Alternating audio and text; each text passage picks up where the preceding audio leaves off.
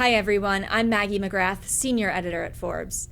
House Republicans are grappling with tax and spending changes, and here to discuss exactly what they're considering is Steve Forbes. Steve, thank you so much for being here. Good to be with you, Maggie. Thank you. So we were just talking. I called it an outline in conversation with you, and you said they're grappling. What is going on in the House when it comes to budgets, tax, and spending? Well, they have very arcane and complicated rules, but what it gets down to is they want to come up with a new tax bill and budget outlines for the coming fiscal year.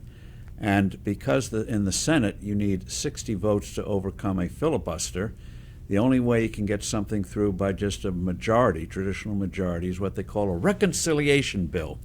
And so that's what they're grappling with now. So under the process, they have a budget committee, which is grappling with coming up with guidelines. Then you have the Ways and Means Committee, which is the tax writing committee, putting everything together.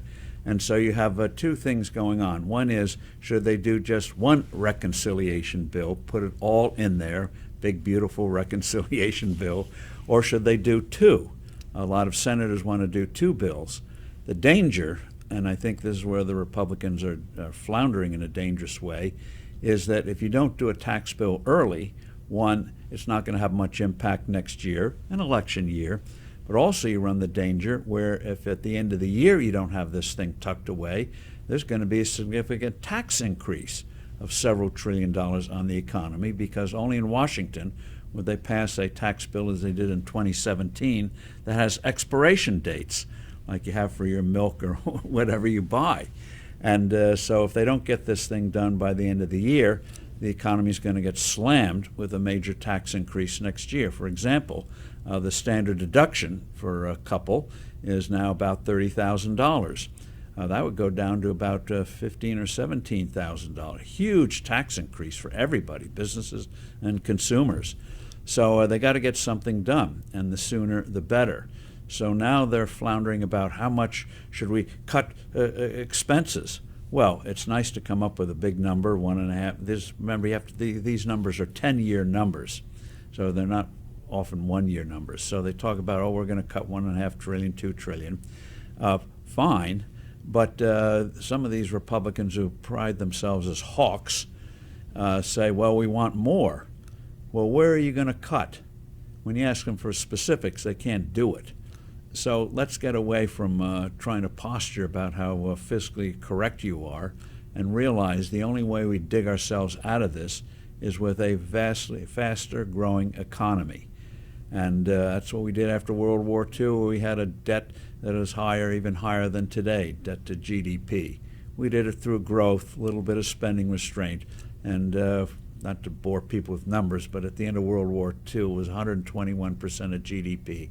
By the late 60s, early 70s, before they went on a spending binge again, it was down to 35.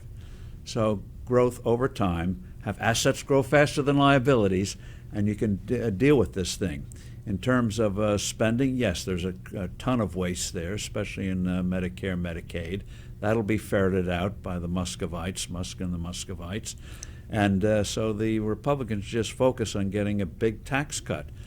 Not just renewing the 2017, because that's the status quo, but also new tax cuts, like no tax on tips, no tax on Social Security, 15% corporate tax for domestic profits.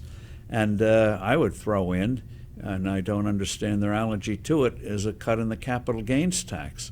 Because one, that helps investment, but two, it instantly raises revenue.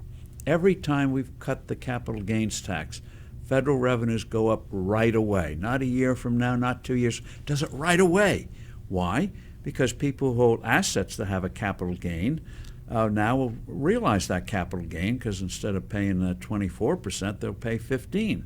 So you get more realization of capital gains, and then you can redeploy the money into other investments.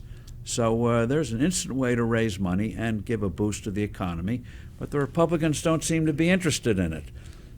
Which I've got some choice words on that. But. You have some choice words, but we probably can't say them publicly, or at least in something recorded.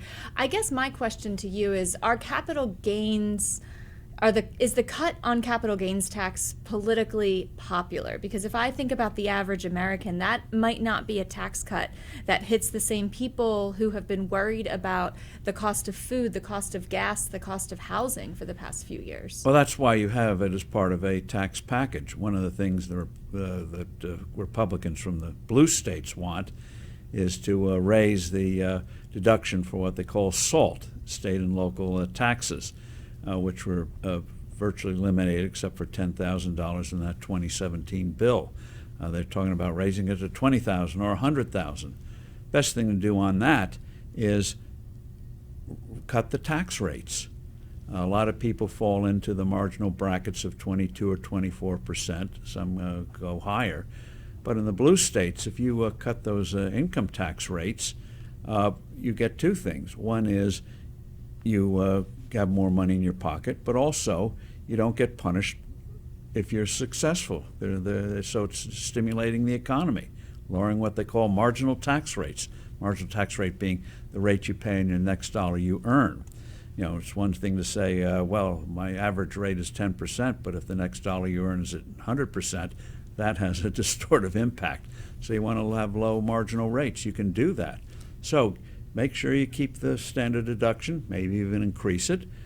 40% of people before 2017 in their income tax returns took deductions. After that, only 9%, because they just took the standard rate instead of going through all the rigmarole. They ended up ahead just taking the standard rate, $30,000 today, and be done with it. So increase the rate, but cut the federal income tax rates. So that way, everyone comes out ahead.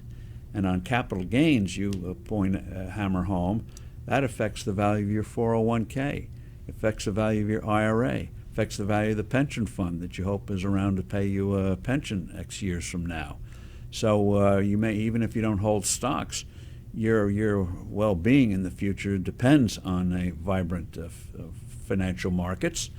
And on capital gains, they'll say, oh, the Republicans are paying the rate. They're going to do that no matter what the Republicans do. So get over it. So do something that good for the economy, raises money. What's not to like? So as the House is grappling with different plans, as you say, is there a big difference? I mean, you just outlined the standard deduction, capital gains. You mentioned no tax on tips. Is there a plan A that has all of this and a plan B that has none of this? Or what do you see as the big difference between what is being debated? What they're trying to do is come up with broad numbers. Like because the way the Congressional Budget Office scores these things is they try to calculate, if you do this, what will it cost over a 10-year period? What will it raise over a 10-year period?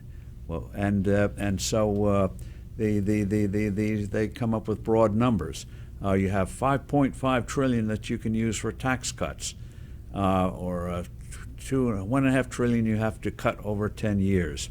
So they're broad parameters, but they're getting stuck on that, and they're also getting stuck on what to do about SALT, what to do about R&D credit, and everything else.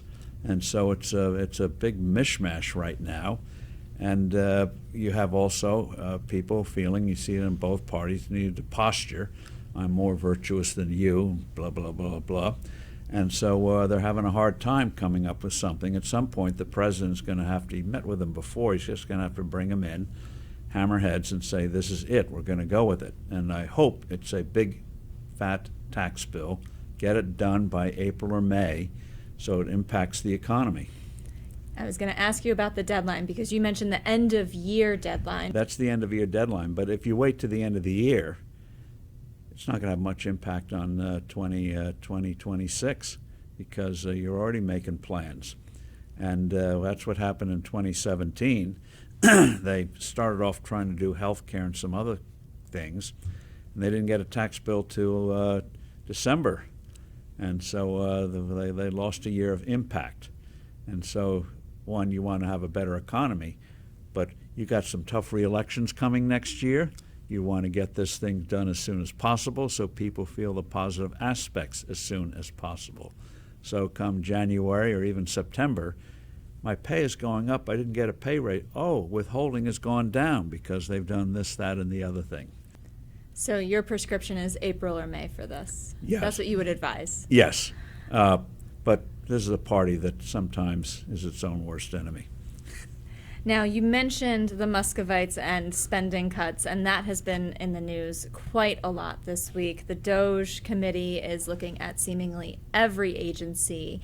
It's created a lot of confusion. What do you make of what we've been seeing from DOGE and the broad cuts across different agencies?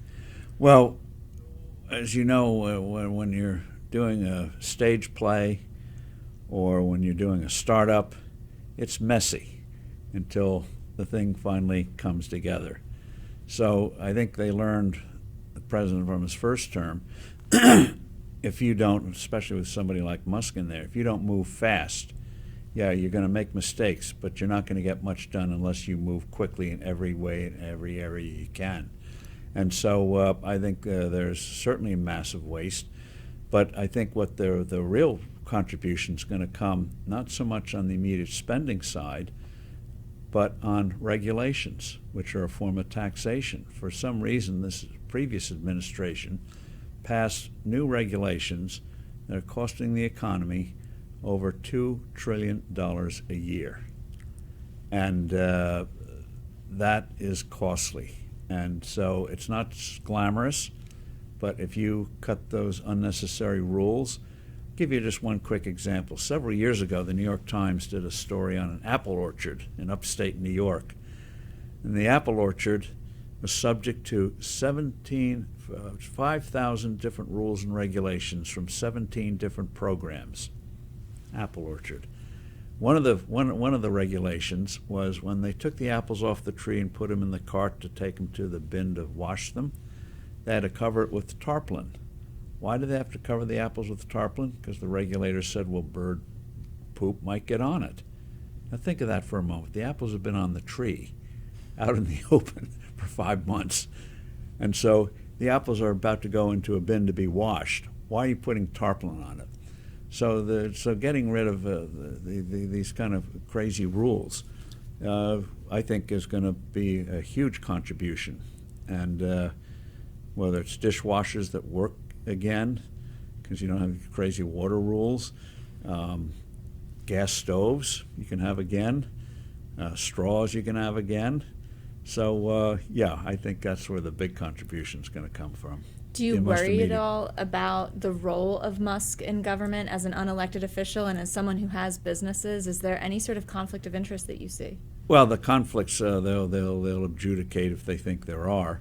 And but in terms of unelected, everyone in the government, other than in the executive branch, other than the president and vice president, are appointed. And you've had people exercising extraordinary power, including in the previous administration. Who was running the show in the latter part of that administration? We don't know. And back when Eisenhower was president, he had for a while a chief of staff called Sherman Adams that everyone felt was really running the show. Ike was, but the public appearance was that Sherman Adams was. So, yeah, of course they're unelected. They're appointed. And as now an employee unpaid for the federal government, you have certain rules and regulations, and they can be removed any time by the president. And so the president's cabinet, all unelected. And so the unelected thing, no, they just see a prominent guy out there like a bull charging everywhere, and they don't know how to deal with it. But in terms of the Constitution, it's very easy.